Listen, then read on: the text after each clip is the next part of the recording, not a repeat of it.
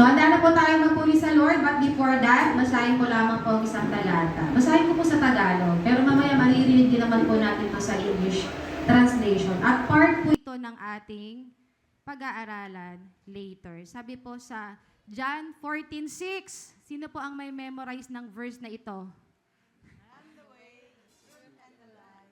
Yan. Except through me, sabi ni Jesus. Sa Tagalog, sinabi sa kanya ni Jesus, ako ang daan, ang katotohanan at ang buhay, sino man ay hindi makakarating sa Ama, kundi sa pamamagitan ko. Kung nagse-celebrate ang buong mundo, dahil si Jesus ay nabuhay na muli sa araw na ito, na linggo, tayo, daily, we celebrate God resurrection, o Jesus resurrection. At nagiging makabuluhan yon sa buhay natin kung naunawaan natin kung papaano ang ating Panginoong Yesus ay naging daan, siya mismo ang katotohanan, sa Kanya ka magkakaroon ng buhay na walang hanggan. At ganun din, ang ating Panginoong Yesus, araw-araw nating nararanasan. Hindi lang tuwing linggo. Kasi hindi naman tuwing taon-taon namamatay si Christ. Sapat na yung ginawa niya at para yun sa lahat ng sasampalataya sa Kanya. At magiging pakinabang yun sa atin kapag ang mga anak niya ay may tunay na paglago. Sabi nga yung work ng Holy Spirit sa ating salvation, merong tinatawag na sanctification. Sabihin nga po natin, sanctification. Yan. Ibig sabihin yan, pinagiging banal. So, kompleto yung work ng God sa atin sa pamamagitan ng kanyang Trinitarian work, yung God the Father, our God the Son, and God the Holy Spirit, Jesus Christ and God the Holy Spirit. So, kapag tunay na sa puso natin, kinilala natin ang ating Panginoong Yesus, may pangako naman ng Lord, makakamit natin ang buhay na walang hanggan. Kaya dapat, as we sing this song, let's continue to praise our God, put our trust in Jesus, at talagang mabuhay tayo na may binagong buhay. Let's worship Him.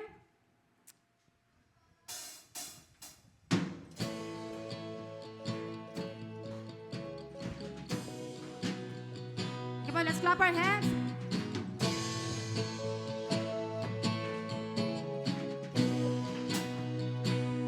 As the daylight breaks, you're lighting up my way, my soul awaits to give you all the praise. As the daylight breaks, you're lighting up my way, my soul awaits. Yes, to give you praise, oh Lord, to give you all the praise.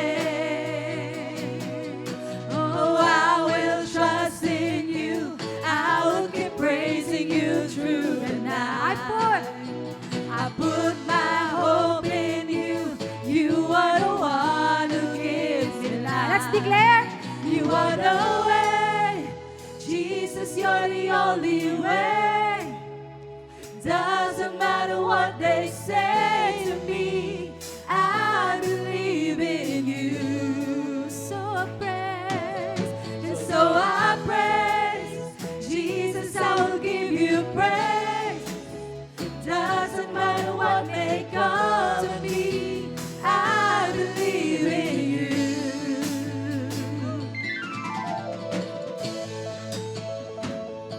Amen.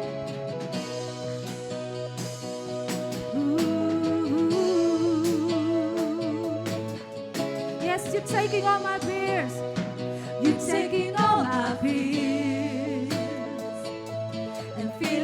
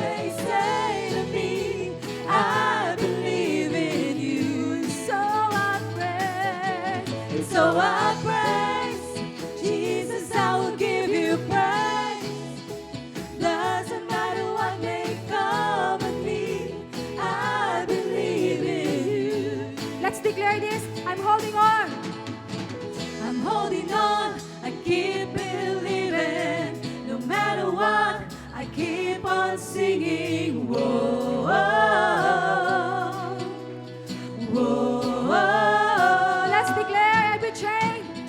Every chain you are breaking, and so my heart I keep on praising. Whoa, whoa, whoa.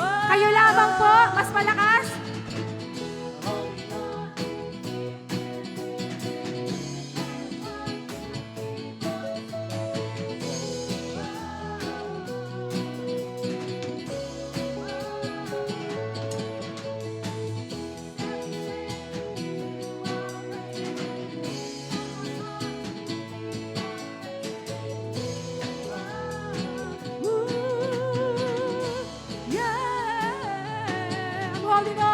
I'm holding on, I keep believing. No matter what, I keep on singing. Whoa, whoa, whoa. Yes, every chain. Yes, every chain you are breaking, so my heart will keep on praising. Whoa, whoa, whoa. You are the way, Jesus, you're the only way. Doesn't matter what they say to me, I believe in you. So I praise, Jesus, I will give you praise. Doesn't matter what may come at me, I believe in you. You are the way, you are the way. Jesus, you're the only way. Doesn't matter what they say to me, I believe in you. So I praise, and so I praise. Jesus, I will give you praise. Doesn't matter what may come to me, I believe in you.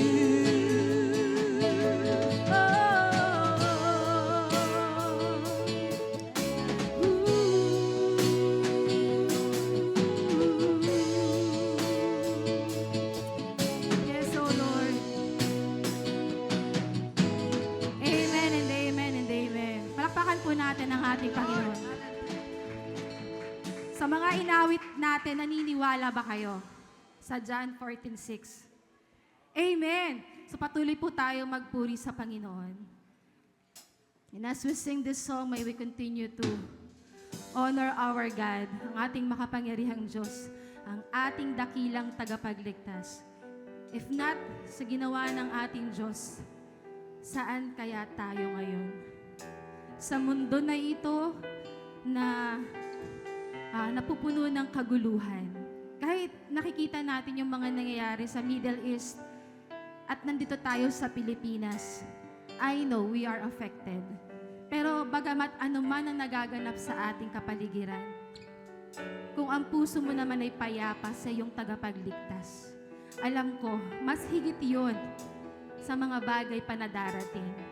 So yung security natin, yung comfort natin, it's coming from our Lord, our Savior. Higit pa dyan yung ating kaligtasan, di lamang sa mundong ito, kundi yung kaligtasan ng ating mga kaluluwa. Pinaka-precious, valuable na pwede nating panghawakan, higit pa sa mga bagay na ino-offer ng mundong ito. Kaya nawa yung pagkilos ng ating Diyos sa pamamagitan ng Kanyang Trinidad, patuloy nating i-acknowledge yung work ng ating Panginoong Yesus nang tayo'y Kanyang niligtas. Let's give our reverence and worship unto Him. Sa oras na to, kapatid, huwag kang mag-isip ng kahit ano paman. Just focus your mind sa ating Savior. Talagang bigyan mo siya ng pagluluwalhati sa iyong puso. The splendor of a king, clothed in majesty, let all the earth rejoice.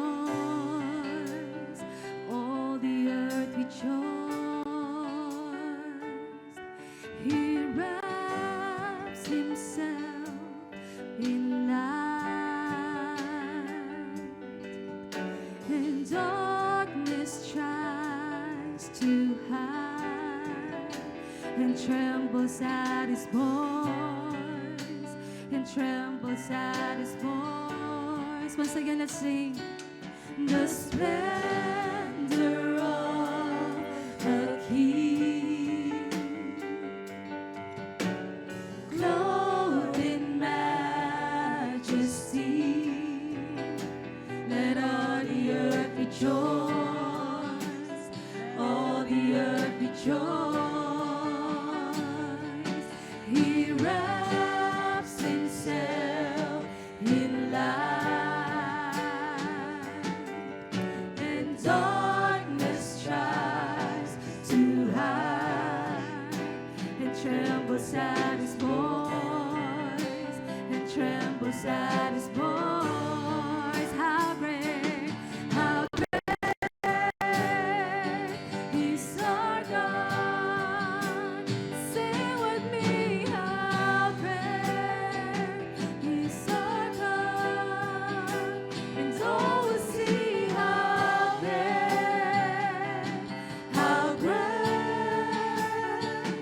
is our God. Yes, age to age. Age to age He stands, and time is in His hands, beginning and the end, beginning and the end. The Godhead three in one, Father, Spirit, Son, the Lion and the Lamb, the Lion and the Lamb. How great is our God. Sing with me, how great is our God. And all will see how great. Come on, church, let's worship our Lord. How great is our God. You are great, oh Lord. How great, yes, oh Lord, is our God. Sing with me, how great is our God. And all will see how great is our God. Let's all declare you are the name above all names, Jesus. Name above all names. You are worthy of our praise, and my heart will sing how great is our God. You are the name above all names.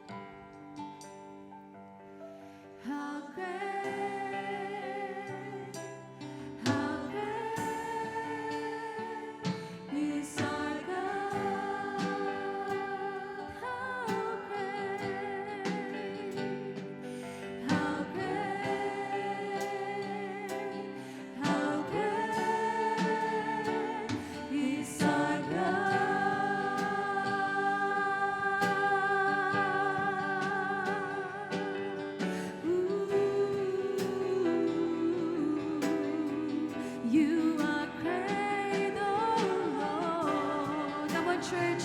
Sige po, buksan po natin ang ating mga labi. Huwag po natin tipidin ang ating Diyos sa pagbibigay, sa pagpapahayag ng papurit, pasasalamat na nararapat para sa Kanya. How great, oh Jesus, You are worthy of all our praises. Ooh, You're gracious, You're powerful, Hosanna in the highest.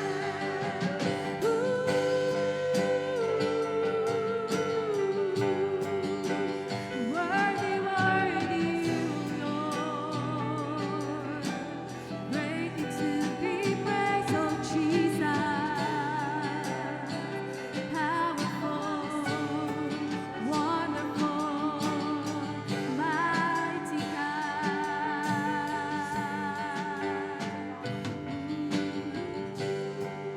Yes, oh Lord.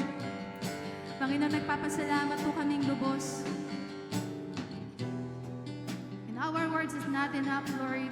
Pag-ilarawan namin ang kabutihan mo, ang katapatan mo, ang kapangyarihan mo, ang pagliligtas na ginawa mo sa aming buhay. Marapat ka lamang alaya ng mataas na papuri, pagsamba at parangal, pagpipitagan. Lord, maghari ka po sa aming mga buhay. At tunay na ikaw po ang aming mahalitaas bilang aming Diyos, bilang aming tagapagligtas, bilang aming hari. Sa iyo lahat ng papuri, pasasalamat at pagsamba. Sa natatanging pangalan ng aming Panginoong Jesus, lahat po'y magsabi ng Amen. Amen. Let's give our best clap unto the Lord. Amen. So let's continue to worship our Lord sa pamamagitan po ng ating pakikinggan at pag-aaralan sa araw na to. So let's open our Bible sa John 14 at sabay-sabay po nating pag-aaralan yan. Ako po ang maunang magbasa sa first 2 verses and then tayo po ay salitan ng pagbabasa. Simulan ko po sa verse 4. And you know the way to where I am going? Thomas said to him, Lord, we do not know where you are going. How can we know the way? Kayo po. Jesus said to him, I am the way and the truth and the life. No one comes to the Father except through me. If you had known me, you would have known my Father also. From now on, you do know him and have seen him. Philip said to him, Lord, show us the Father, and it is enough for us. Jesus said to him, I have been with you so long, and you still do not know me, Philip. Whoever seen me has seen the Father. How can you say, show us the Father? Do you not believe that I am in the Father, and the Father is in me? The words that I say to you, I do not speak on my own authority, but the Father who dwells in me does his works. Believe me that I am in the Father, and the Father is in me, or else believe on account of the works themselves. Verse 12 to 13, Truly, truly, I say to you, whoever believes in me will also do the works that I do. And greater works than this will he do, because I am going to the Father. Whatever you ask in my name, this I will do, that the Father may be glorified in the Son. Kayo po? If you ask me anything in my name, I will do it. If you love me, you will keep my commandments. Sabay-sabay po tayo. And I will ask the Father, and He will give you another helper to be with you forever. Even the Spirit of truth, whom the world cannot receive, because it neither sees Him nor knows Him. You know Him, for He dwells with you, and will be in you. Ang Diyos po magpala sa pagkabasa ng Kanyang banal at buhay na salita. Let's prepare our heart sa pakikinig po ng salita ng ating Diyos. A blessed morning to each and every one of you. So we are continuing in our study sa aklat ng Juan. So we are in chapter 14 and we will be studying yung simula verse 4 hanggang verse 17. At sa ating pag-aaral po ngayon ay dito po ipinakilala ang Panginoong Yesus na siya ay isa sa Trinidad. No? Christ in the Godhead. So in view of His essence, no, kung sino yung attributes, yung kakayanan na meron ang Ama at yung katangian na meron ng Ama, dito po ini-introduce si Jesus na taglay din niya yung katangian na yon. Sa lumang tipan po, malinaw na meron lang isang Diyos.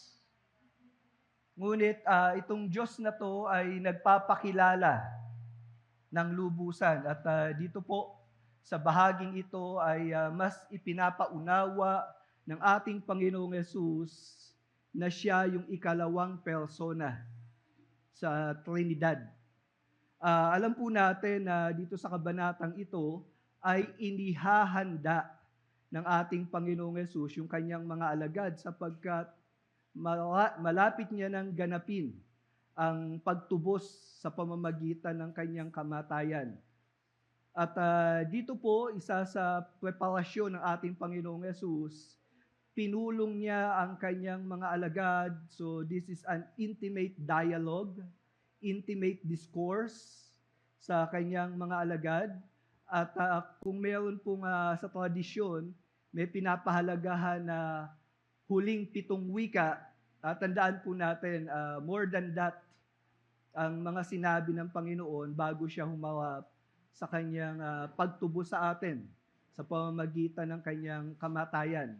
At dito po, sa bahagi ng chapter 13 hanggang chapter 16, makikita po natin dito yung mahalagang mensahe na dapat maunawaan ng mga disipulo na later on magiging apostol. At sa pagkikipag-usap ng ating Panginoong Yesus, pinaunawa niya ang kanyang malapit na pakikipagrelasyon sa kanyang Ama. Kaya nga po, binigyan ko ito ng titulo, Christ in the Godhead. And at the same time, makikita rin po natin dito yung banal na spirito ay pinasimulan din na ipakilala. So as an overview, ang usapin po natin, una, the Son and the Father. At dito po pinakita Christ in relation to the Father. So verses 4 to 11. At ang ikalawang bahagi po, the Son with the believers. Pero makikita po natin itong believers na tinutukoy, the work of the Spirit is within them. At dito po, makikita natin Christ in relation to the Spirit. So, ini-introduce yung Trinidad. No? At ito po pinag-usapan sa verses 12 to 13. So, unawain po natin yung mahalagang mga katotohanan na dapat taglay ng mga disipulo at maging tayo sa panahon natin ngayon. Dapat malinaw sa atin ang mga katotohanan ito. Sapagkat kung hindi natin alam ang katotohanan ito, nagkakamali tayo ng landas. No, pwede tayo, ang evangelical Christians, pwede po tayo mag-iba-iba ng suot na damit pag nagtitipon-tipon. No, kumpara dun sa kultura ng iba. Pwede pong ang kultura ng iba pag nagkantahan malumanay, no, hymn lang gamit. At meron namang iba talaga namang expressive sa kanilang pag-worship, no? Pwedeng may mga ganyang pagkakaiba. Ngunit, hindi tayo pwede magkaiba sa pagkilala sa Diyos. Sino ba ang Diyos? Hindi rin tayo pwedeng maiba sa pagkilala sino si Jesucristo. At ganun din, mali rin kung maiiba ang pagkakilala natin sa banal na Espiritu. Kaya nga po, bagamat maraming pangalan ang isang iglesia ng Panginoon, yung bawat local churches, iba ang pangalan. Pero tandaan po natin, nagkakaisa tayo sa pagkakakilala sa isang Diyos na ang manunubos natin ang Panginoong Jesucristo. At sa kilos ng banal na Espiritu, nararanasan natin ang pagbabago ng buhay at ang kalinawan or illumination about the truths of God. So Father, Son, and Holy Spirit. So sa pagkakataon po ngayon ay tignan natin ang mga usapin sa mga talatang ito. The Son in the Father. Sabi po sa mga talata, the way to the Father through the Son. No? Yan po yung tema sa bahaging ito. Sabing ganun sa verse 4, and you know the way where I am going. So ang Panginoong Yesus, kausap ang mga alagad niya, at ito ang kalagayan na tinitingnan ng Panginoon in relation to Him ng kanyang mga alagad. You know the way to where I am going. Pero sa pagkakataong ito, si Tomas nagtanong. Thomas said to him, Lord, we do not know where you are going. How can we know the way? No, ito yung tanong niya. Kaya naman, yan po yung usapin sa mga bahaging ito. Tandaan po natin, bago dumating yung bahaging ito, nabanggit na ng Panginoon sa kabanata o sa talatang 2 at 3 dito sa kabanatang ito. Sa tahanan ng aking ama ay maraming silid. Anong gagawin ng Panginoon? Kasi nagpapaalam na siya sa mga alagad niya. Sabi niya, pupunta ako roon para ipaghanda kayo ng lugar. Kapag naroon ako at naipaghanda na kayo ng lugar, babalik ako at isasama kayo upang kung nasaan ako ay naroon din kayo. So malinaw kung saan pupunta ang Panginoong Yesus. No? Sinabi na saan siya pupunta? Sa Ama. Anong gagawin niya? Ipaghahanda sila ng lugar. At kaya nga itong mga pananalita ng Panginoon, ina-assume niya na ang kanyang mga alagad nandito na sa level ng pagkaunawa na alam na nila kung paano sila pupunta sa Ama. Pero si Tomas nagtanong. Ito nga po yung mga tinanong niya. How can we know the way?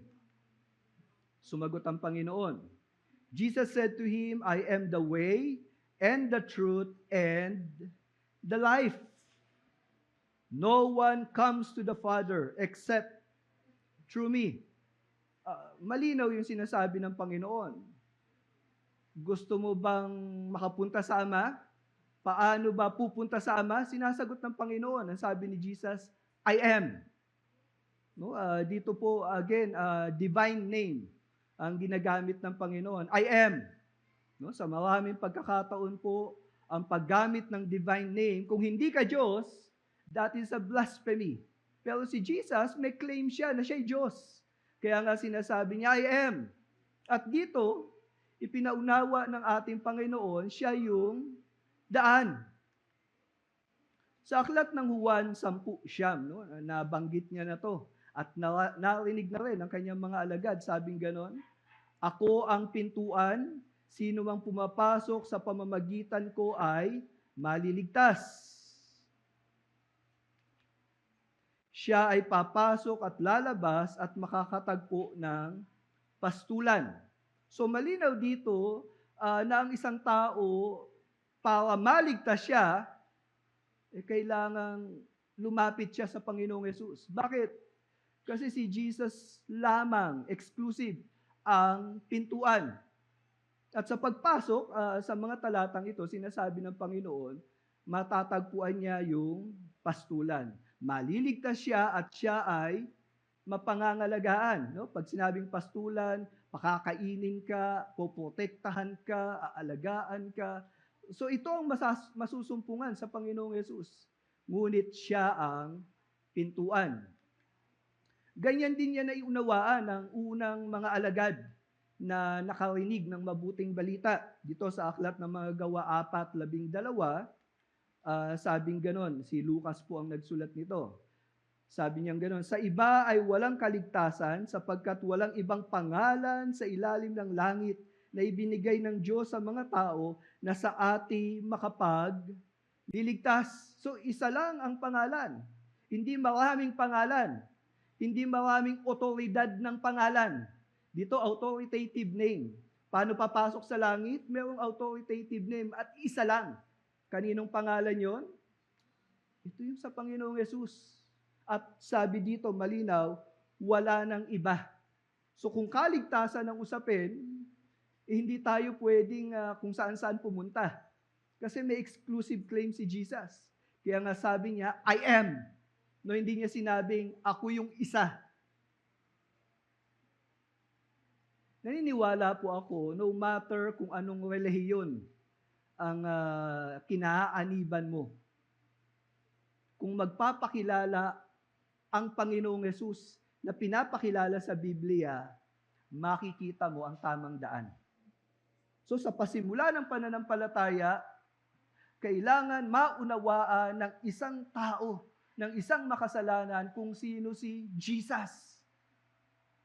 At sa pagkaunawa at pagkakilala sa Kanya, matatagpuan mo ang daan patungo sa Ama. Sa Facebook po, no, sa mga videos, may mga testimony, particularly sa Iran. May revival po sa Iran ngayon, no? Maraming mga nagiging Christians. Medyo kakaiba ang paraan ng Panginoon sa kanila. Sa kultura po pala ng mga Iranians, naniniwala sila sa panaginip, nangungusap ang Diyos. Kaya naman nakakagulat kasi nag-survey sila sa mga Iranians, marami sa kanila nagkaroon ng consciousness about God sa pamamagitan ng kanilang mga panaginip. Mayroon daw isang lalaki na nakipag-usap sa kanila.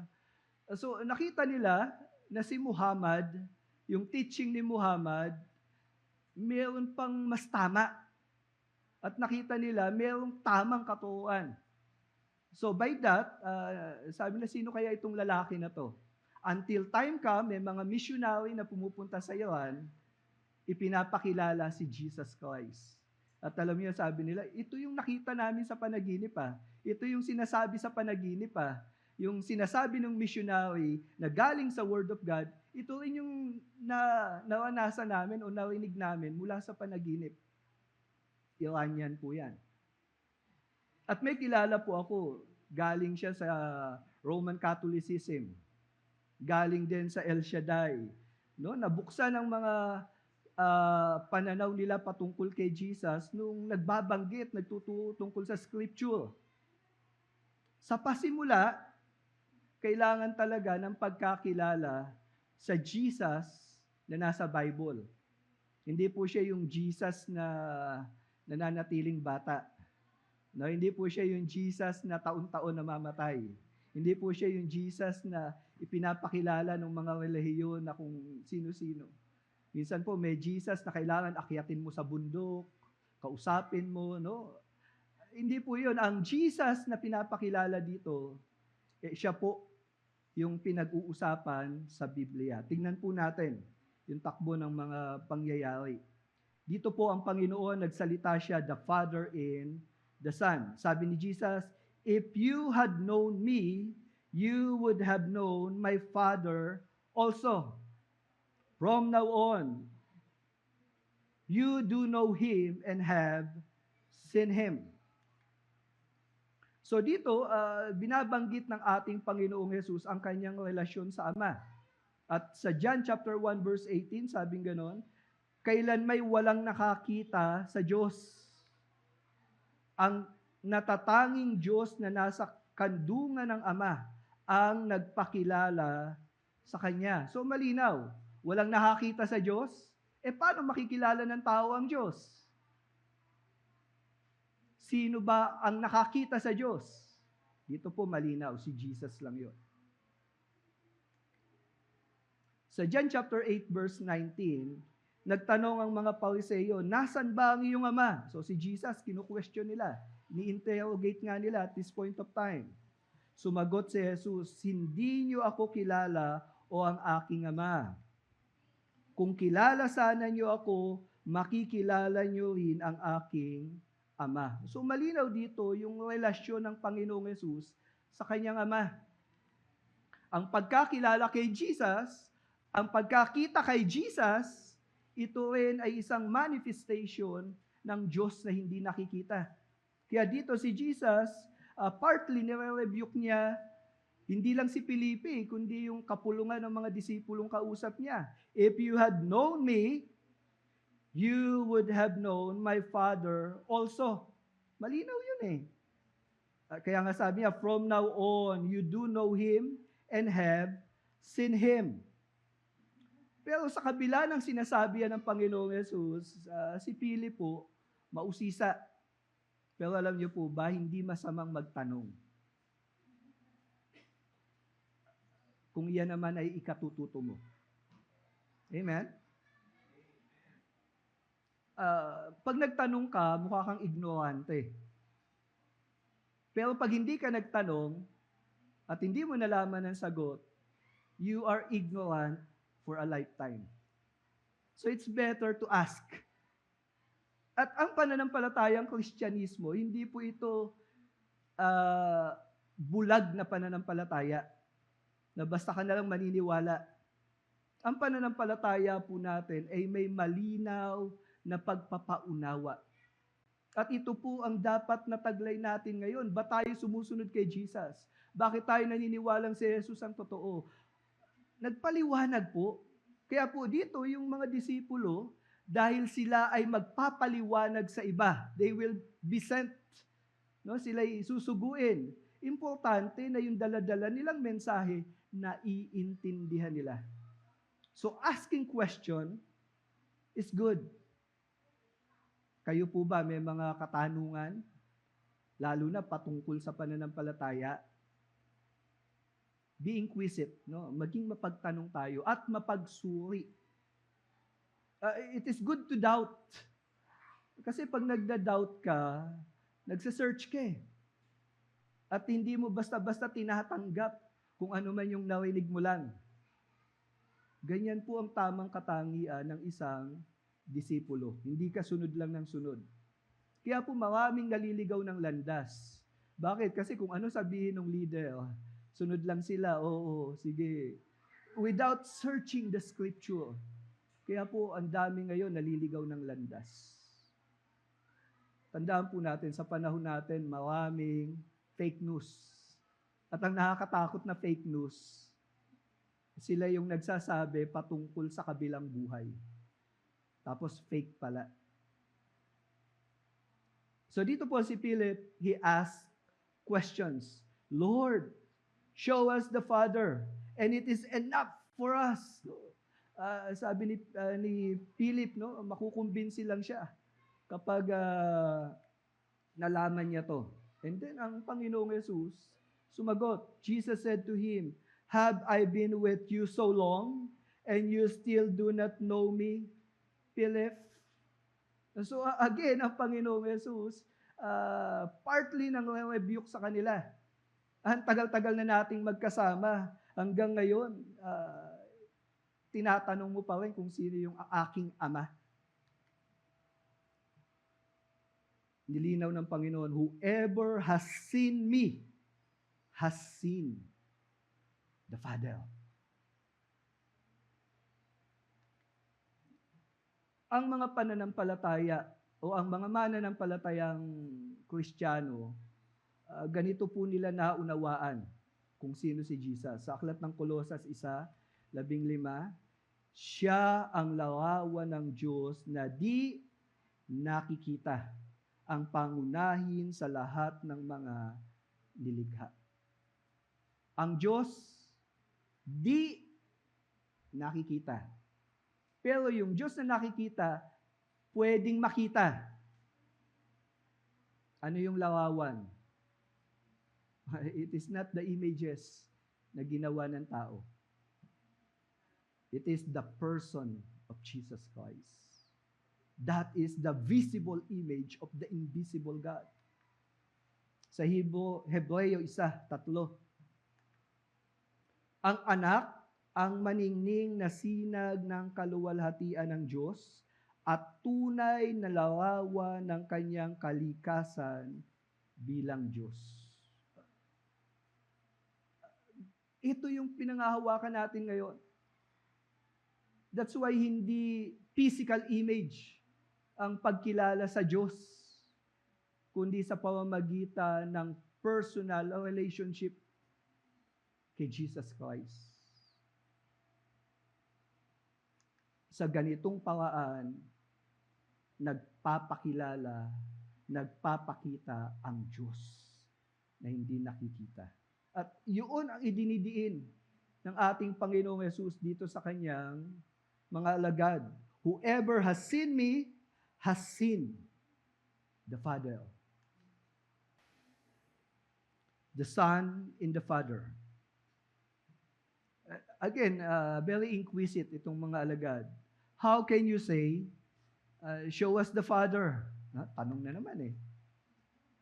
Do you not believe that I am in the Father and the Father is in me? So ang Panginoong Yesus, nililinaw niya to. Do you not believe? So ang issue para makita ang Ama, it's a matter of faith. Hindi visible image. Faith.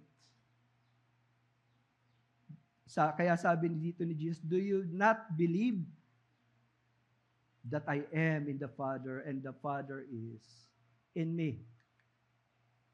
At dito, sinabi ni Jesus, ano ang batayan ng pananampalataya? Una, the words that I say to you, I do not speak on my own authority. So ang unang batayan ng pananampalataya ay yung sinabi ni Jesus. Na yung sinabi ni Jesus, hindi galing sa sarili niyang kapangyarihan. Sa Juan 3:34, ito yung sinabi ng Panginoon. Ganito siya ipinakilala, sapagkat si Kristo na sinugo ng Diyos ay nagpapahayag sa atin ng mga sinabi ng Diyos. So anong sinabi ni Jesus? Ito yung sinalita ng Diyos. Dahil lubos na ipinagkaloob sa Kanya ang banal na Espiritu. So pansinin nyo, even Jesus, during His time on earth, no, na siya ay tutubusin ang kasalanan natin, hindi niya inangkin ang kanyang karapatan at karangalan bilang Diyos. That's why dito makikita natin na kailangan niya ang kilos ng banal na Espiritu. Pansin niyo po yun? Kasi nga, naging tao siya. Though He is God in nature. God-man actually, in nature. And during the time of His humiliation, no, nung naging tao siya, pinapasan niya, binabata niya, hinaharap niya yung parusa sa kasalanan. Kailangan niya yung kakayanan na ibinibigay ng banal na Espiritu. So yung message niya, it comes from the Father, at yung kakayanan para magawa niya, kailangan yung banal na Espiritu. Sa John chapter 7 verse 16, kaya't sinabi ni Jesus sa kanila, hindi galing sa akin ang mga itinuturo ko, kundi sa nagsugo sa akin. So malinaw dito na ang batayan ng pagsampalataya kay Jesus is based on what He is teaching to them. So kung naniniwala, kung sumasampalataya itong mga alagad, at pakikinggan nila yung sinasabi ni Jesus, ma-recognize nila na ang Ama ay nakay Jesus. Una yon, His words. Sabi pa dito ni Jesus, but the Father who dwells in me does His works. Ang pangalawang batayan ng pananampalataya para makilala na talagang si Jesus ay sugo ng Ama, ito yung kanyang mga ginagawa. His works. So hindi lang yung salita, kundi sabi dito ni Jesus, obserbahan mo yung mga ginagawa ko. Sa aklat ng Juan 5:19, ganito sinabi ni Jesus, yung tungkol sa kanyang mga ginagawa. Kaya't sinabi sa kanila ni Jesus, pakatandaan ninyo na walang magagawa ang anak sa kanyang sarili lamang. Ang nakikita niyang ginagawa ng Ama, ang siya lamang niyang ginagawa.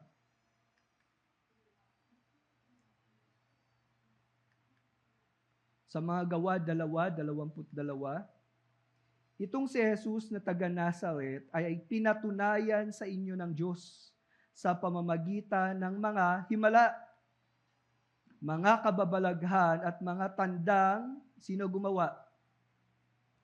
Ginawa ng Diyos sa pamamagitan niya. So yung mga ginawa ni Jesus, nagawa niya yon o ginawa niya yon dahil gumagawa ang Ama sa pamamagitan niya. So, ito yung batayan para makilala na si Jesus talaga yung sugo. His words and His works. Kaya nga dito sa verse 11, sabi ni Jesus, "Believe me that I am in the Father and the Father is in me, or else believe on account of works themselves." Ano ba yung mga ginawa ni Jesus? So yung mga himala, yung mga pagpapagaling, yung mga bagay na yan ay palatandaan. Kaya po ang tawag signs and wonders. No, kasi wonders, ibig sabihin, hindi kayang gawin ng ordinaryong tao yon. Pero ito ay sign. Pag sinabing sign, di ba sa traffic light, may sign. Pag pula, ano yon? Stop. Pag berde, go. Sign yun eh. Pag hindi ka sumunod sa sign, baka magkabanggaan. Pag sinabi sa nagdadrive ka, sabing gano'n, no left turn. Ano gagawin mo? So kung may mga sign, sundan mo lang yon at magiging maayos ang biyahe mo. Sino ang Diyos? Wala pang nakakita sa Diyos. May dumating na sign para ipakilala kung sino ang visible image ng hindi nakikitang Diyos. At paano natin makikilala? Sa kanyang salita, kaya sabi niya, believe me, at sa kanyang mga gawa. So this authenticates who the way is, the truth, and the life. So personified. Kaya sino yung tamang daan? Malinaw na. Paano ka makakapasok sa langit? Malinaw na. Si Jesus lang yon at wala ng iba. Now, ang Panginoong Yesus, dahil aalis na siya at iiwan niya ang kanyang mga alagad, makikita natin dito na ang ating Panginoong Yesus ay kumikilos at kikilos siya sa buhay ng mga mananampalataya. Kaya nga dito sa unang bahagi, the Son's works through prayer. No? Makikita natin dito yung kahalagahan ng pananalangin. Tingnan natin yung takbo ng mga pag-uusap. Sa verse 12, sabing ganon, si Jesus ulit nagsasalita, "Truly, truly, I say to you, whoever believes in me will also do the works that I do." Pansinin niyo po yung mga salita. Dito, binibigyan ng emphasis ng Panginoon itong salita niyang ito eh. Kasi again, ginamit niya na naman itong pagsasalitang ito. Truly, truly. No? Ini-emphasize. Hindi lang sinabing truly, kundi katotohanan, katotohanan. At dito sa sinabi niya, ang tinutukoy niya ay yung sumampalataya sa Kanya. Whoever believes in me. At itong sumampalataya, magkakaroon siya ng kakayanang gumawa. At ano yung gagawin niya? Yung ginagawa ni Jesus, magagawa na rin niya. Sa John chapter 5 verse 36, sabing gano'n, "Subalit mayroon akong patotoo, ang mga gawaing ibinigay sa akin ng aking Ama upang ganapin, ay nagpapatotoo tungkol sa akin na ako'y sinugo ng Ama." Ano yung ginawa ni Jesus? Anong intensyon? Ba't ginawa niya yon? Makikita natin dito na lahat ng ginawa ni Jesus, ang intensyon ay upang patunayan niya na siya ang sinugo ng Ama. sa panahon bago dumating ang Panginoong Yesus, madaming nag-aangkin na sila ay Mesiyas. At maging sa panahon natin ngayon, maraming nagsasabi na sila ang kailangan natin upang makapasok tayo sa langit. Minsan, yan ay grupo ng mga relihiyon. Kami ang tamang daan. No? Dapat maging member kayo ng simbahan namin. Kaya po dapat maging matibay ang ating paghawak na isa lang talaga ang daan. At ang Panginoong Yesus, hindi tayo magkakamali na siya talaga ang tamang daan. Bakit? Kasi yung mga ginawa niya, ito'y patunay na siya ang sinugo. Sa Juan 10:37-38, sabi ni Jesus, kung hindi ko ginawa ang mga ipinagagawa ng Ama, huwag kayong maniwala sa akin. Ganun kahalaga na obserbahan natin yung ginawa ni Jesus. Kasi kung hindi nga niya yung ginawa, pwedeng hindi tayo maniwala sa Kanya. Ngunit, kung ginawa ko ang mga ipinagagawa ng aking Ama, paniwalaan niyo ang mga ginawa ko upang, yun yung purpose, upang maunawaan niyo na ang Ama ay nasa akin at ako ay nasa aking Ama. Again, ito ay yung mga gawain ng Panginoong Yesus, ang intensyon para hindi tayo magkamali ng susundan na daan. Kasi nga po, di po ba, sabi nila, pagka nagkamali ka ng course na pag-aaralan sa eskwelahan, pwede kang mag-change ng course. Halimbawa, pinilit ka mag-engineer, gusto mo pala maging teacher. No? May time pa para magbago. Nagkamali ka, pero mababago pa. Pag nagkamali ka ng napiling asawa, no? Walang divorce sa Pilipinas. Di ba? Affected yung lifetime mo eh. Kaya antayin mo na lang na kunin siya ni Lord.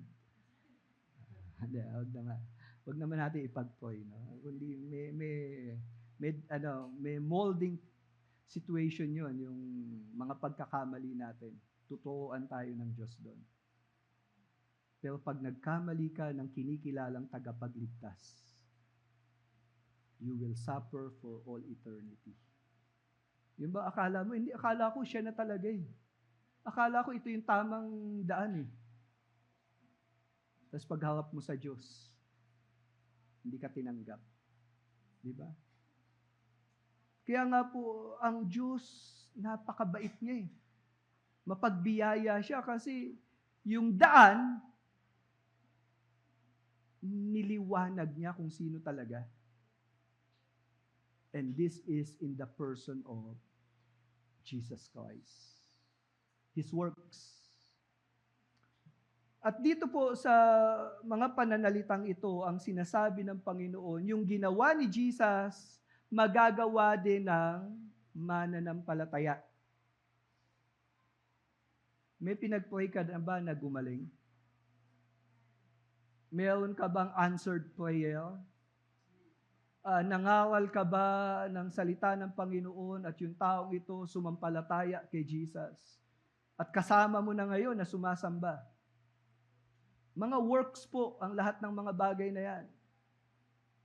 Pero tandaan nyo, anumang mga works na ginagawa natin para sa Panginoon, ang main thing ay para yung tao malaman nila na may tagapagligtas.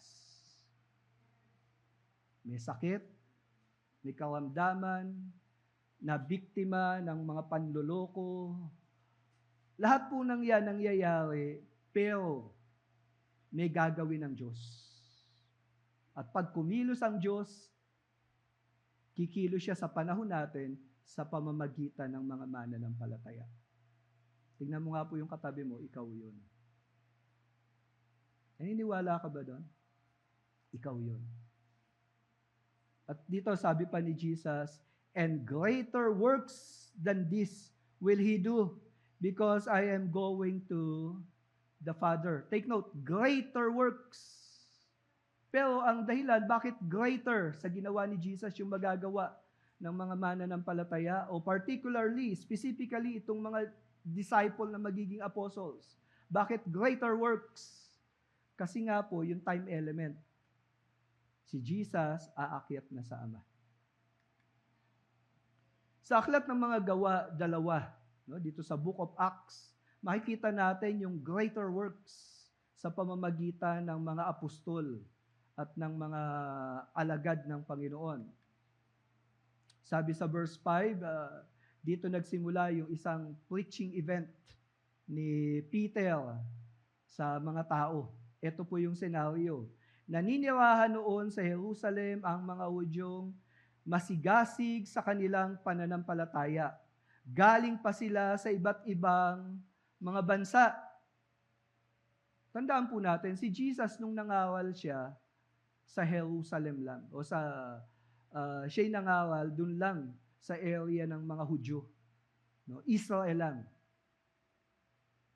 Pero dito makikita natin na matapos ganapin ng Panginoon ang pagtubos, yung pangangaral ng mabuting balita o ang makakarinig ng mabuting balita hindi na exclusive sa Israel lang. At dito po nangyari 'yon. Tingnan nyo kung sino itong mga galing sa iba't ibang bansa. Mga naninirahan sa Mesopotamia, sa Asia, sa Ehipto, at sa mga lupain ng Libya na sakop ng Cyrene, at mga panauhin taga-Roma, may mga taga-Creta at taga-Arabia rin dito. Yun pong tinatawag natin ngayon na Islamic area. Originally, hindi Islam ang laganap doon, kundi Christianity. Nung dumating lang yung mga Islam, tsaka nila nasakop yung Saudi Arabia, yung Egypt. Pero bago dumating ang Islam, ang Christianity po ang laganap. Hindi po original na Muslim yung area ng Middle East. Marami po o nagpasimula yan na mayroong Christianity. And even yung China, nagke-claim sila na mayroon silang somehow connection sa Christianity. Ang Kristyanismo po ay napakalaganap nung unang panahon. At dito po sa pangangaral ni Apostle Peter, ito po yung naging resulta sa verse 41. Kaya't nagpabautismo ang tumanggap sa kanyang sinabi. At ng araw na yon ay may 3,000 katao ang nadagdag sa mga alagad. So, mula dun sa original disciples, dito sa upper room, 120 sila, nadagdagan sila ng ilan? 3,000.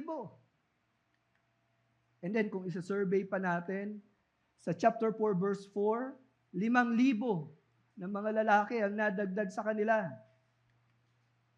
And then sa chapter 6 verse 7, dumami ang bilang ng mga alagad sa Jerusalem. Kabilang ang maraming pari sa mga naging tagasunod ng pananampalataya. Sa time ni Jesus, yung mga pari noon, no, ang tinutukoy dito, mga Hudyo, na lilimitahan sila eh. Pero dumating yung time, no, marami ng mga pari ang sumasampalataya sa Panginoon. So ito yung sinasabing greater works. And then kung titingnan pa natin sa chapter 19, pumasok si Pablo sa sinagoga, no, yun yung simbahan ng mga Hudyo, buong tapang na nakipagpaliwanagan at nanghikayat tungkol sa paghahari ng Diyos.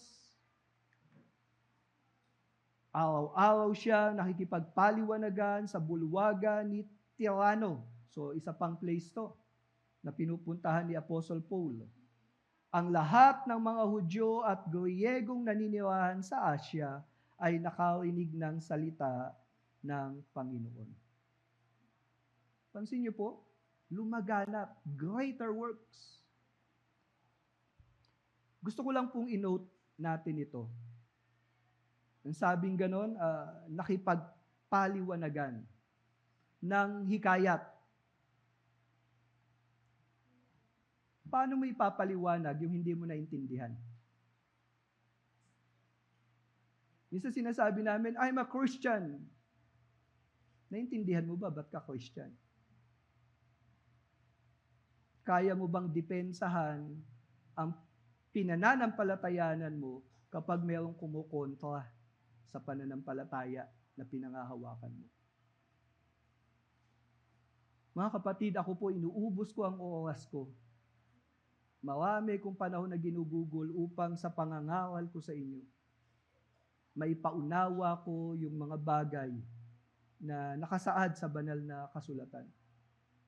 Alam ko po na ang banal na spirito ang nagbubukas ng puso at isipan.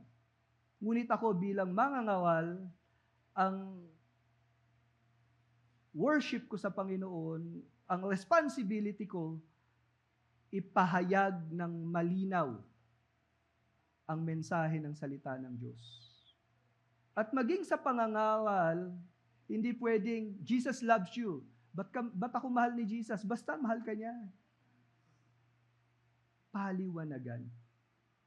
Kaya nga po si Apostol Pedro, sabi niya gano'n, kung may mga taong magtatanong patungkol sa inyong pag-asa, ipaliwanag niyo.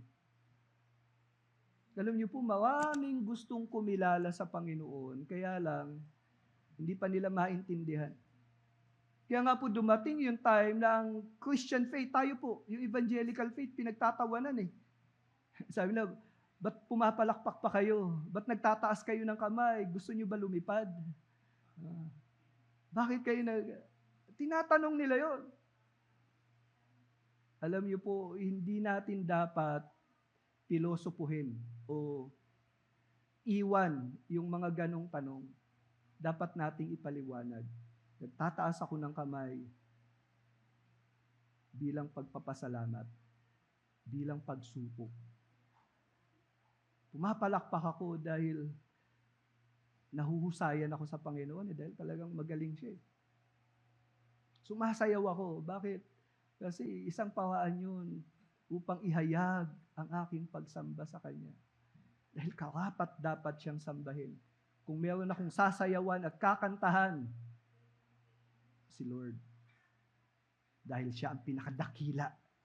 Wala siyang katulad. Ipaliwanag natin yung faith natin. Bakit? Kasi siya yung namatay sa krus. Tinubos ang kasalanan ko. At yung kamatayan niya, ito ang dahilan kaya alam ko pinatawad ako sa kasalanan. Ba't hindi ko siya papalakpakan? Ba't kung may pagkakataon na pwede kong umindak dahil inaawit ko yung mga pinananampalatayanan ko sa Kanya. Di ba ganun ang Christian songs eh? We're singing what we believe. At syempre, may tugtog, pwede namang umindak. Pero hindi ko sinasabing yung hindi umiindak, hindi sa Panginoon.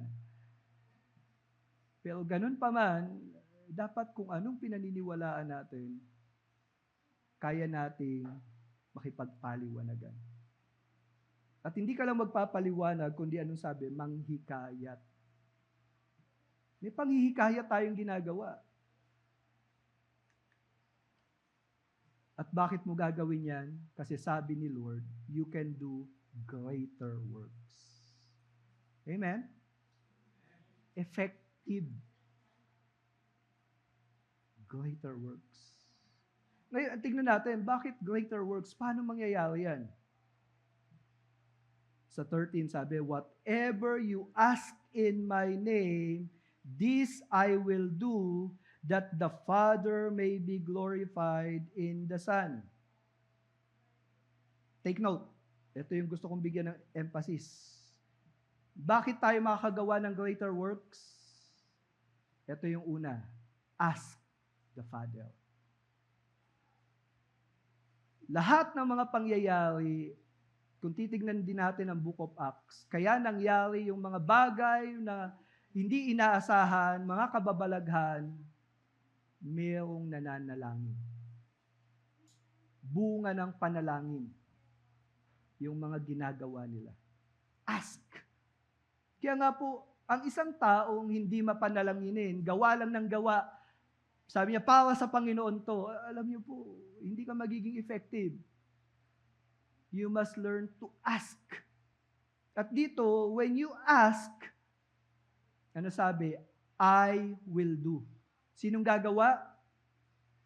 Hindi ikaw. Hindi ako.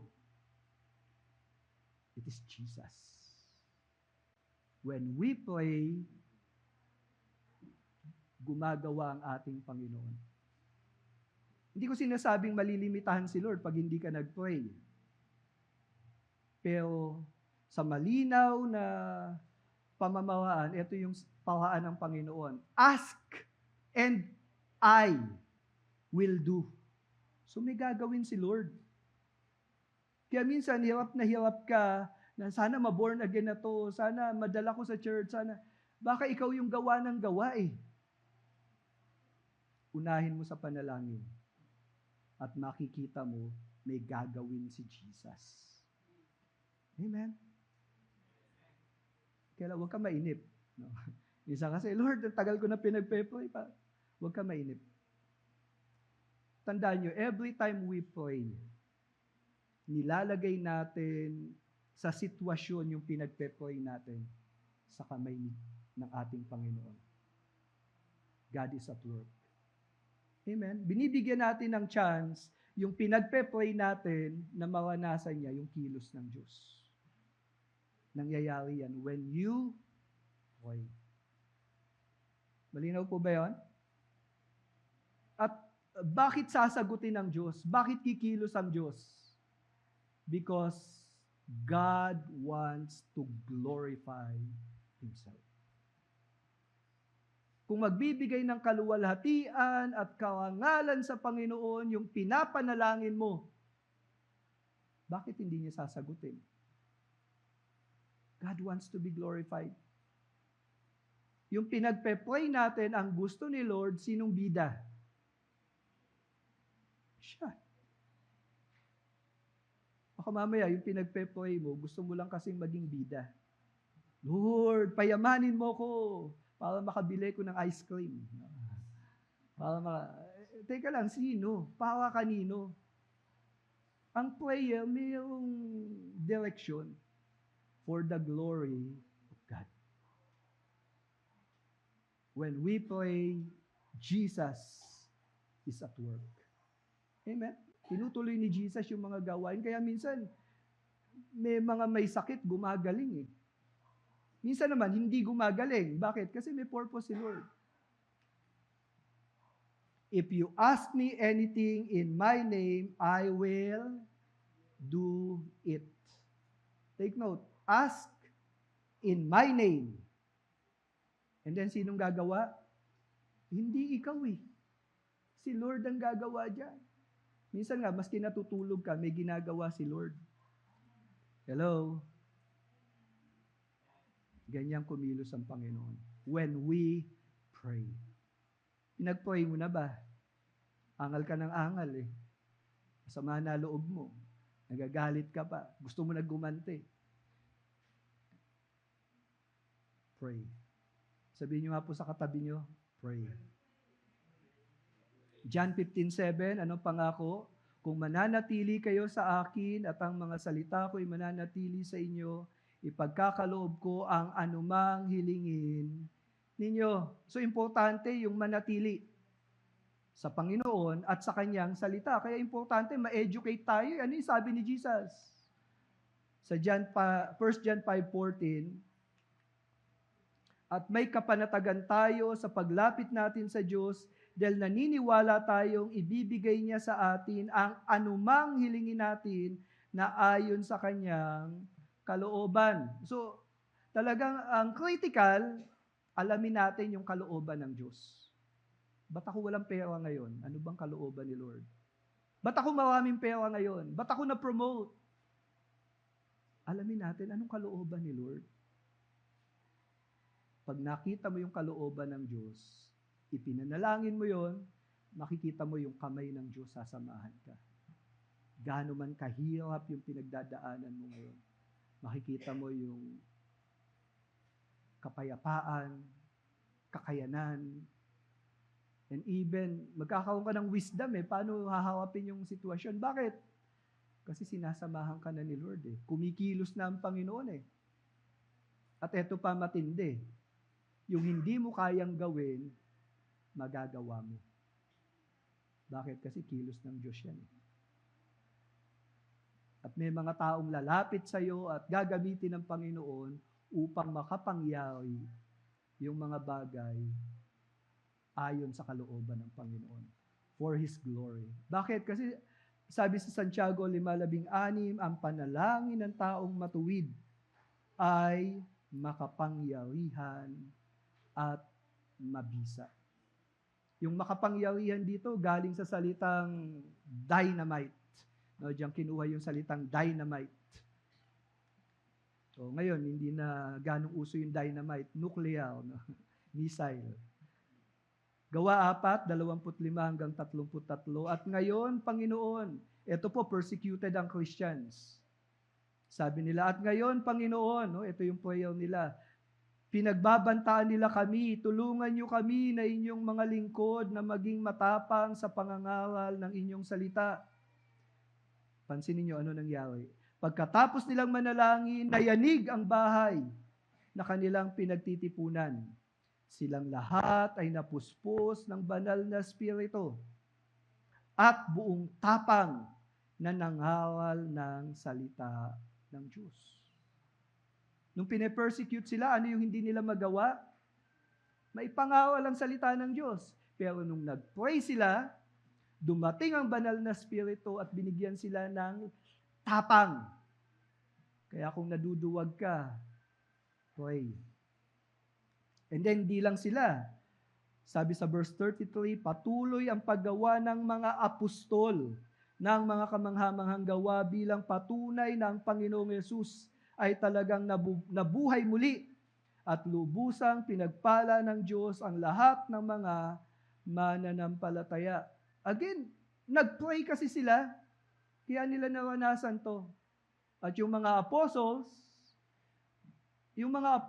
dahil may mensahe silang daladala ni Jesus, pinatunayan ng Diyos na itong mga apostol na to na may dala ng kanyang mensahe, sila yung naging malapit sa ating Panginoong Yesus. Kaya itong mga apostol ay gumawa ng signs and wonders. Yung ginawa ni Jesus na signs and wonders to prove that He is the Messiah, ganun din, nagawa din ito ng mga apostles to prove na itong mga apostles, sila yung sinugo, sinasamahan ng ating Panginoong Yesus. At nangyari ang lahat ng ito dahil ang church nananalangin. Amen? Kaya po sa atin, yung mga prayer meeting natin, mahalagang bahagi yan ng buhay ng iglesia. At tayo bilang member ng church, dapat makibahagi tayo sa mga pagtitipon ng pananalangin upang maging bahagi tayo ng ginagawa ng Diyos. Hindi lang sa church, kundi sa mundong ito. Tandaan nyo, every time we pray, yung kamay ng Diyos kumikilos. But take note, prayer is not powerful. Prayer is powerful because of our God who hears our prayer. Okay? So, wag niyo sambahin yung prayer. Kasi walang power yon. Yung prayer nagiging powerful dahil sa Diyos na dumidinig sa prayer natin. Amen? Kaya po, let's pray that we may see the hand of God in our lives. Amen po ba? So the works of Jesus through our prayers. And then, the words, the Son's words to the Spirit. Si Jesus patuloy pa rin nagsasalita. At ito'y sa tulong ng banal na Spirito. So again, yung mga disciples, dahil sila hinahanda sa paghayo, they will be sent. Sabi ni Jesus dito, if you love me, you will keep my commandments. Take note love, and then yung commandments. Hindi pwedeng sabihin mong mahal mo si Jesus, tapos you disobey yung commandments. Hindi pwedeng nasa church ka, tapos ang kinakasama mo, hindi kayo kasal. Pwede ba yon? Hindi pwedeng sinasabi mo, mahal mo si Jesus, pero ikaw babae, feeling mo, nagbibinata ka. Yung kultura natin, pinapayagan na yan eh. Pero ano ba yung utos ni Jesus? Kung mahal natin si Jesus, yung utos niya, ito yung lakawan natin. Amen? If you love me, you will keep my commandments. Sa sumusunod na mga talata, dito sa John 14, sabi sa verse 21, siyang mayroon ng aking mga utos at tinutupad ang mga iyon ay siyang nagmamahal sa akin. At ang nagmamahal sa akin ay mamahalin ng aking Ama at siya'y mamahalin ko. Kita niyo po yung relationship, yung pagmamahalan. So, mamahalin ng aking Ama. At ihahayag ko ang aking sarili sa Kanya. Ito na, mas makikilala natin si Jesus. So, yung obedience natin na ito'y bunga ng ating pagmamahal sa Panginoon, nagiging daan ito upang mas makilala natin ang ating tagapagligtas. Kaya nga po, kung hindi mo nakikilala si Lord ngayon, baka may ginagawa ka na hindi kalugod-lugod sa Kanya. Pero eto po, every time we obey, nagpapakilala ang Panginoon sa atin to the greater degree. Mas nagiging malapit tayo sa Panginoon. Ganun po ang role ng obedience. Sabi pa sa verse 23, sino mang nagmamahal sa akin ay tutupad sa aking salita at mamahalin siya ng aking Ama. Darating kami sa Kanya at maninirahan kaming kasama niya. Take note, maninirahan. Hindi lang nakikikain, naninirahan. Nandun na sa bahay mo. Kasama mo na. Si Lori po, hindi ko naman kaano-ano yan eh. Pero ngayon po, tumira sa bahay ko. A relationship. Loving relationship. The same thing is true to God. Yung intimate fellowship natin with God, ito po'y nangyayari dahil mahal natin siya. And God is expressing His love to us in this manner. Kaya nga, ang bigat nung sinabi ni Apostol Pablo, unang Korinto 16:22, sumpain ang sino mang hindi nagmamahal sa Panginoon. Minsan takot ka na sumpain ng nanay mo. Takot kang sumpain ng kapitbahay mo. Pero alam niyo po, kung hindi ka nagmamahal kay Jesus, si Paul lang nagsasabi dito, sumpain ka. Wow. Sapagkat ang totoong alagad ng Panginoon, nagmamahal sa Kanya. Amen. Isa yan sa madidevelop sa atin. Sa Romans chapter 5, yung Holy Spirit, ipinaranas niya yung pag-ibig ng Diyos. Kaya naman, ikaw din mag-e-express ka ng pag-ibig sa Panginoon. At hindi lang yon. Sabi sa verse 16, and I will ask the Father, and He will give you another helper to be with you forever, even the Spirit of truth. Dito sinabi na ng Panginoon, may darating. Mawawala si Jesus physically, pero magkakaroon ng another helper, another advocate. Yun yung mas malapit na term. So, yung mga disciples, sinamahan sila ni Jesus. Di po ba? Pero darating yung time, si Jesus aalis. So, sino na makakasama ng disciples? Dito ang sinasabi, I will pray to the Father that He will send you another. So, ibig sabihin, yung ministry ni Jesus sa mga disciples, itutuloy niya. Kaya lang, He is the Spirit of truth.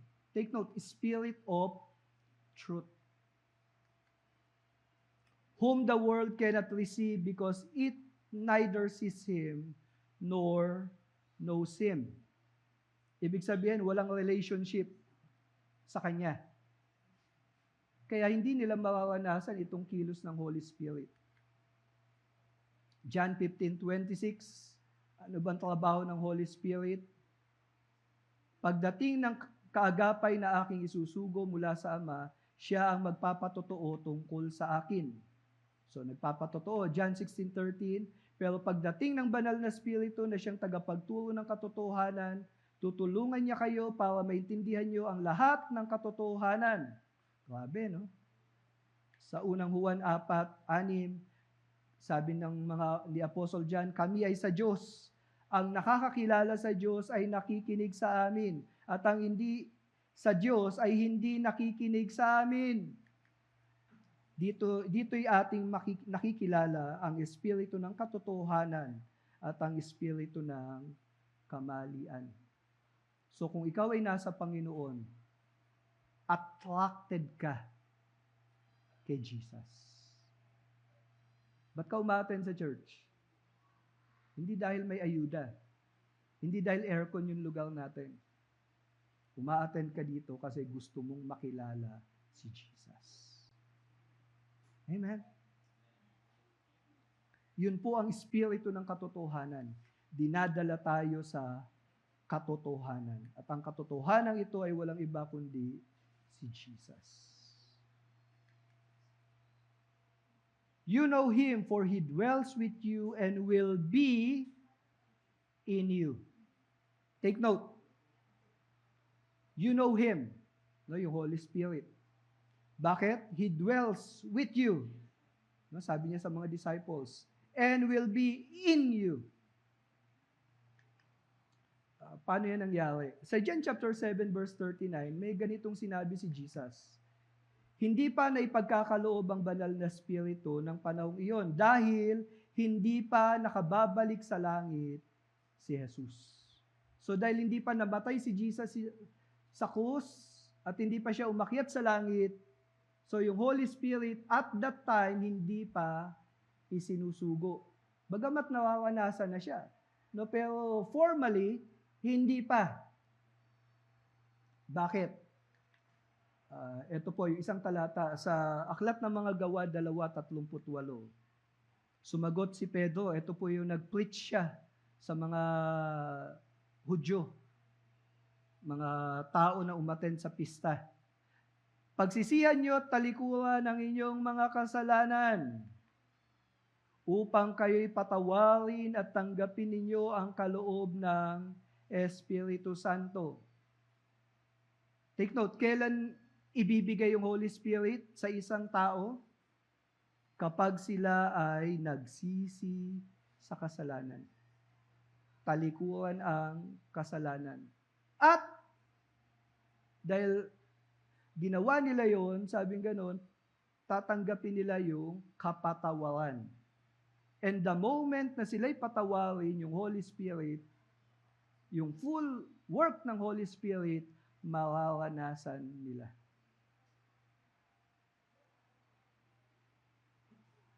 Holy Spirit. Pag sinabing holy, walang kapintasan, banal.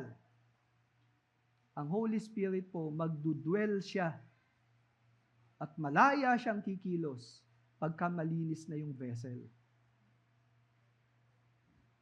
Kailan nagiging malinis ang isang taong makasalanan? Again, repentance is the key. Kailangan nating magsisi sa kasalanan, talikuran ang mga bagay na hindi kalugod-lugod sa Panginoon. Kailangan nating gawin yan. And then, pag malinis na, the Holy Spirit. Nakuha niyo po yung pangyayari na to. So kinailangan yung kamatayan ng Panginoon sa krus upang yung kapatawaran sa kasalanan, ito ay purely ma-implement. So dahil hindi pa namamatay sa krus ang Panginoon at hindi pa siya umakyat sa langit, ibig sabihin, yung mission ng Panginoon hindi pa niya nagagawa. So, hindi pa sinusugo ang banal na Espiritu. Ngunit nung nagawa niya na yung kanyang mission ng pagtubos sa atin, yung Holy Spirit, nararanasan ng mga mananampalataya. At marahil ngayon, yung banal na Espiritu, nakakasalamuhan natin siya. Kasi ito po, critical yung pagsama ng banal na Espiritu. Kasi tingnan nyo, Roma 8, 13 hanggang 14, sapagkat kung mamumuhay kayo sa pamamagitan ng Espiritu ay pinapatay ninyo ang mga gawa ng laman. Yan po yung makasalanang gawain. Sapagkat ang lahat ng pinapatnubayan ng Espiritu ng Diyos ay sila ang mga anak ng Diyos. So sino lang ang anak ng Diyos? Pinapatnubayan ng Holy Spirit. At dahil may Holy Spirit, lumalakad ka ayon sa udyok niya, yung kasalanan, yung gawa ng laman na lumalayo sa Diyos, pinapatay mo. Amen? So kailangan yung obedience, yung pagsunod. Minsan po, kaya hindi tayo magtagumpay sa kasalanan natin, hindi ka kasi sumusunod eh. Yung po bang little obedience, daily, no? Kasi minsan, tumigil ka sa pag-inom ng alak. Eh Lord, hindi ko kaya. Pag may nag-aalok sa yung uminom ng alak, pass muna ako. Alam mo, yung little obedience na yun, time will come. Yung mga kapitbahay mo, masasanay na sila, hindi na umiinom yan. Ayaw na yan uminom. Time will come. Kaya mo na silang pahindian. Hindi mo sila tinatakwil, pero nais mong sumunod sa kalooban ng Diyos. And then time will come, makikita mo yung pagbabago sa buhay mo. Hindi lang yung pag-inom ang tatanggihan mo, kundi marami ng gawain sa buhay mo na hindi ka lugod-lugod sa Lord, unti-unti, mapapaglabanan mo na. At nangyayari yun, bakit? Kasi sumusunod ka na. Amen. And then habang sumusunod ka kay Lord, meron kang joy. Meron kang peace. Pag natulog ka sa gabi, maski may nuclear bomb na bumagsak sa Pilipinas, okay lang. Kasi alam ko kung saan ako pupunta. Maski na tumaas yung presyo ng mga bilihin, Lord, alam ko you will provide. Hello? Ganun mo na intindihan ang buhay. Because He is with you and will be in you. May kilos siya eh. So I would like to summarize yung pinag-uusapan natin. The Godhead, take note, one God in three persons. We have the Father, the Son, and the Spirit. And take note, the Father is God, the Son is God, the Spirit is God. Pero, the Father is not the Son is not the Spirit is not the Father. Magkakaibang persona yan. Yung oneness, ang tingin nila, yung oneness po, na belief, ang tingin nila, ang Diyos, nag-iiba-iba lang ng suot na damit. Minsan siya yung tatay, minsan siya yung anak, minsan siya na yung spirit. Hindi po ganun ang paniniwala natin. Naniniwala tayo, yes, there is one God, pero in three distinct person. Pero anumang katangian ng Ama, nasa anak. Anumang katangian ng anak, nasa spirito. Anumang nasa spirito, nakatangian, nasa Ama.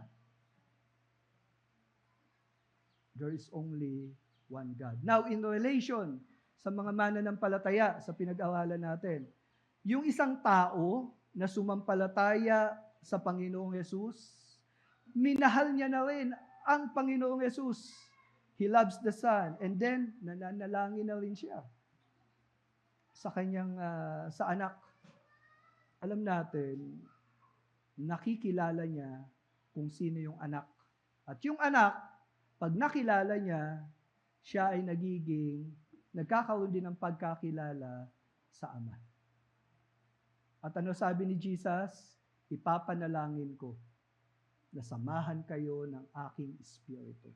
Spirit of truth. Anong intention?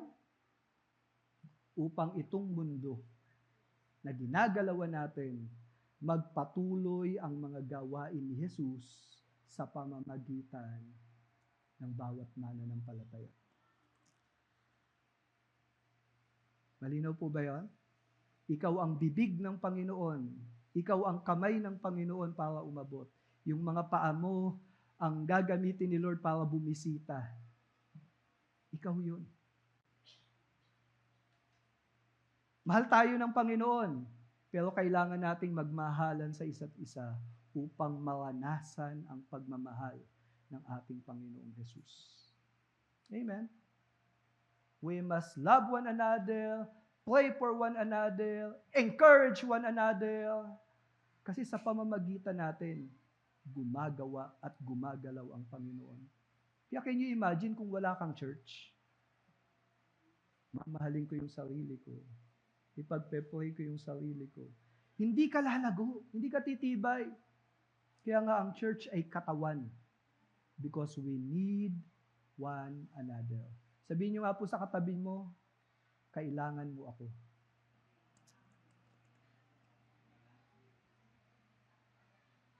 And then sabihin niyo po sa isa, kailangan kita. Vice versa po yan eh. At dun po sa fellowship na yan, nararanasan natin ang Panginoon. So in summary, tandaan natin, the way to the Father is through Jesus, proven by His words and works done by the Father. Jesus is the truth and the life personified. So hindi lang siya nagsabi ng katotohanan, kundi siya ang katotohanan. Hindi lang siya nagturo ng daan, kundi siya ang daan.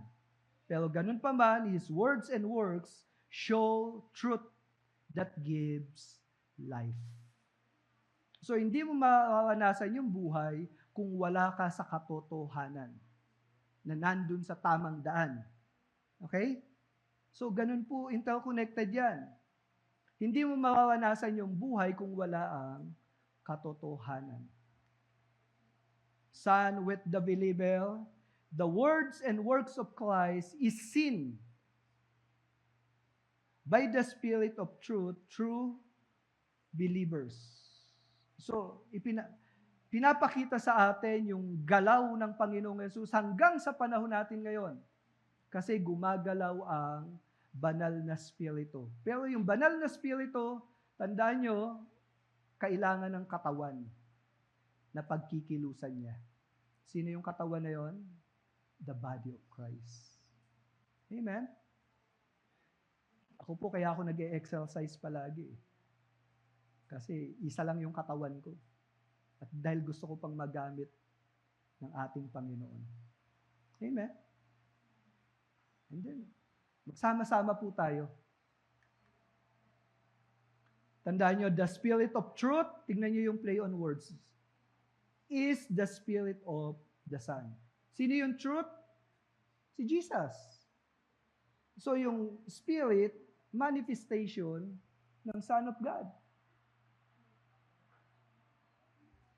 Hindi pwedeng alisin na, hindi, puspos ako ng Holy Spirit, pero hindi mo naman nakikilala si Jesus. Puspos ako ng Holy Spirit, pero hindi ka naman lumalapit kay Jesus. May mga ganon. Yung nanginginig lang, kinikilabutan. Paglabas nun, nawala na yung kilabot. Balik sa dati. Kung talagang kumilos yung Holy Spirit sa'yo, nakikilala mo kung sino si Jesus. And definitely, pag nakilala mo si Jesus, nakilala mo na rin ang Ama. Amen?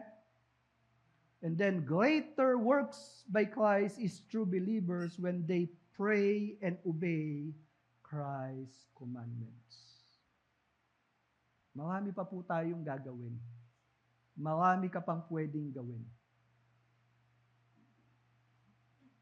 Umpisahan mo sa prayer. Amen. Pinagpe-pray niyo po ba yung church? Pinagpe-pray niyo po ba yung mundo natin? Pag nagpe-pray po tayo, gumaganap po tayo sa ating gampanin. Amen? Pero hindi lang prayer, kung kaya mo namang gumalaw, in obedience sa Panginoon, gumalaw ka naman, kumilos ka. Kaya nga po, as an application, ito na yung mga sinasabi ko sa inyo. Let us inform others that relationship to Jesus is the only way to the Father. Let us recognize that truth and life is in the person of Jesus Christ, because He is the way. Son with the believer, let us be a channel of Christ's words and works. Let us acknowledge that we can do greater works of Christ as we pray and become obedient to the Son's commandments through the enablement of the Spirit of truth. Kilos pa rin yan ng Diyos para tayo maging effective. Kaya nga po, pasalamat tayo sa Panginoon. Kaya nga po sa ating mga breakout sessions, sa ating mga DG, pag-usapan po natin to. Share your observation on how people struggles to find the way to come to God. Ilan na po relihiyon sa mundo at nadadagdagan pa. Kasi po maraming mga tao hindi pa nila kilala si Jesus. Mga kapatid, ikaw ang gagamitin ng Panginoon. Share how will you share to others that Jesus is the only way, who is the truth and life. Ma-appreciate ng tao yung buhay. Maintindihan ng tao ano yung dahilan ba't siya nabubuhay pag nakita niya yung tamang daan. Kaya nga po dapat ipakilala natin siya. Isa pa, pag-usapan po natin, share how important is obedience to Christ's commands if we say we love Him. Prerequisite yan I love God. Obey my commandments, sabi ni Jesus. Share how can you be effective channel of Christ's words and works nowadays. Hindi pa huminto ang Panginoong Yesus sa pagliligtas. Nagawa niya na yung pambayad sa kasalanan. Pero marami pang mga tao ang kailangang maabot ng mabuting balita. Kaya nga po, maganda makita natin, we really need to pray and to love our Lord.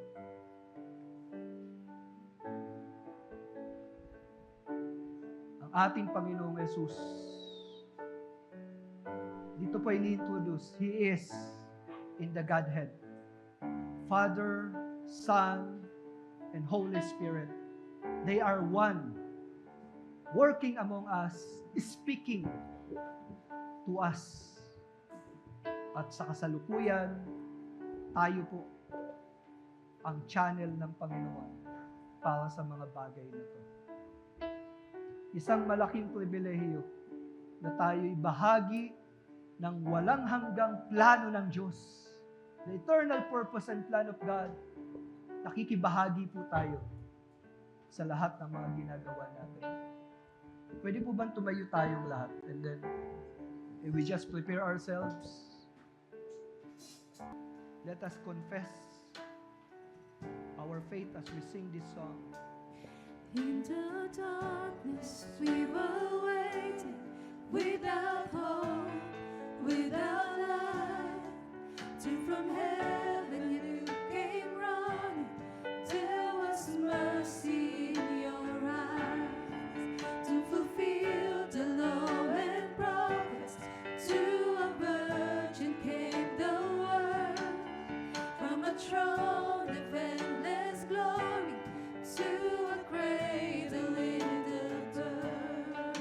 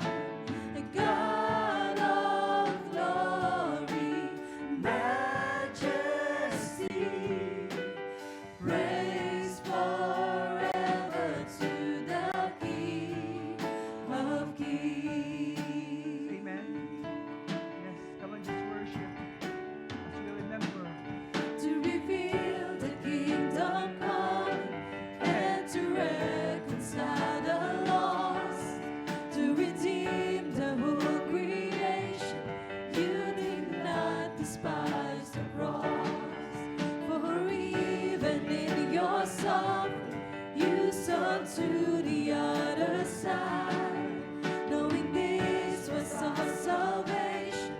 Jesus, for our sake, you died.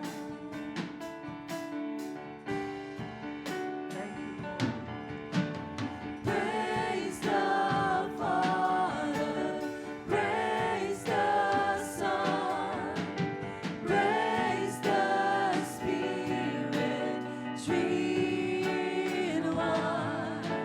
The God of glory, majesty, praise forever to the King of Kings. Hallelujah.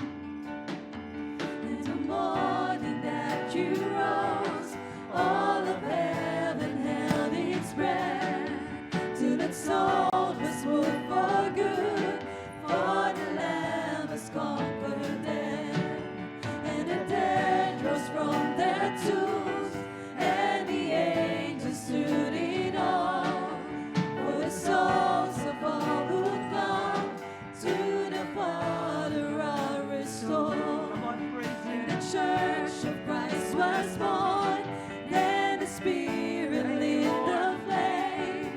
Now this gospel truth of all shall not kneel, shall not fade. By His blood and in His name, in His freedom I am free. For the love of Jesus Christ, who has resurrected me.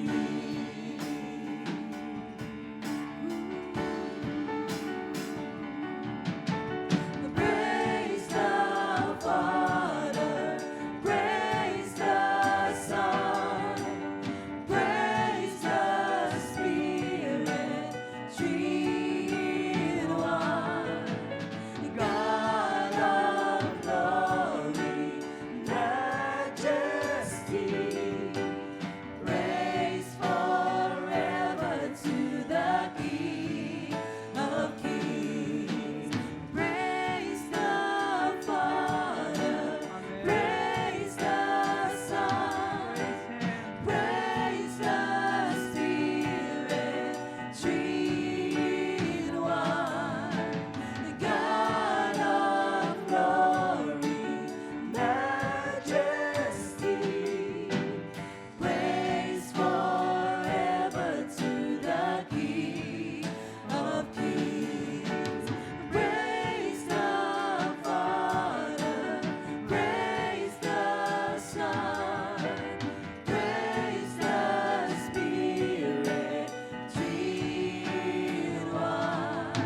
The God of glory, majesty,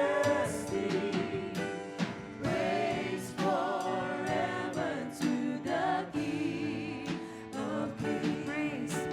Praise forever to the King of Kings.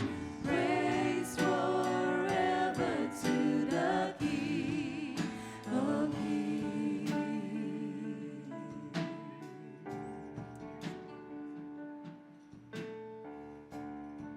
The Father, the Son, and the Spirit.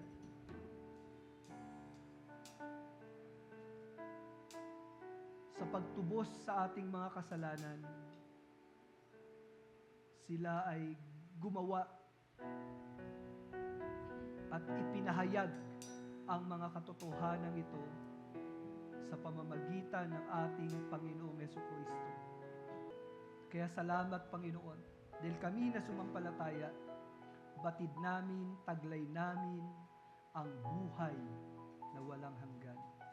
Muli, Panginoon, salamat sa natapos mong gawain at kami po ay nag-aantay sa muli mong pagbabalik.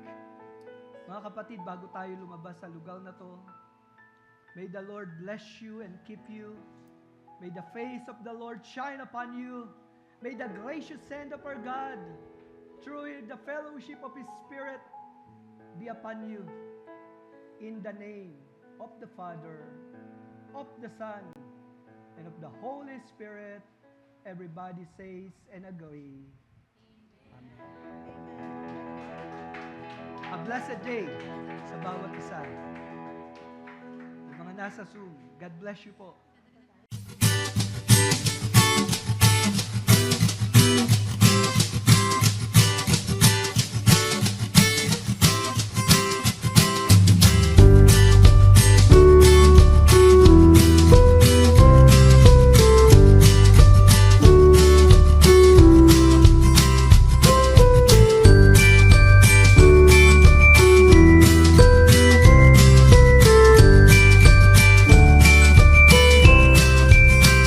GCC, Gospel Coalition Church. Our mission is to glorify God by proclaiming the gospel until we all attain the whole measure of the fullness of Christ, sharing Christ, changing lives.